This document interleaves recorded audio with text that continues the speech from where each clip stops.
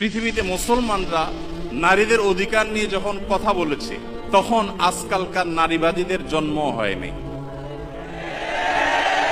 মুহাম্মদ সাল্লাল্লাহু আলাইহি সাল্লাম যখন নারী অধিকার নিয়ে কথা বলেছেন তখন এই নারীবাদীদের 14 গোষ্ঠীর কারোর জন্ম হয় নাই। যেখানে মেয়ে হিসেবে জন্মগ্রহণ করলে জীবন্ত পুঁতে ফেলা হতো, যেখানে মেয়ে হিসেবে জন্মগ্রহণ করা অপরাধ ছিল, সেই সমাজে নারীকে শুধুমাত্র মুক্তই করেননি নবী সাল্লাল্লাহু আলাইহি সাল্লাম, শুধুমাত্র মৃত্যুর হাত থেকে রক্ষাই করেননি, নারীকে আকাশের উচ্চতায় তুলে দিয়ে গেছেন।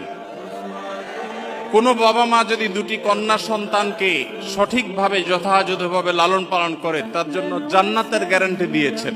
তার বিপরীতে 1 ডজন ছেলে সন্তান পালন করলেও এই সুসংবাদের কথা নবী সাল্লাল্লাহু আলাইহি সাল্লাম বলেন নাই।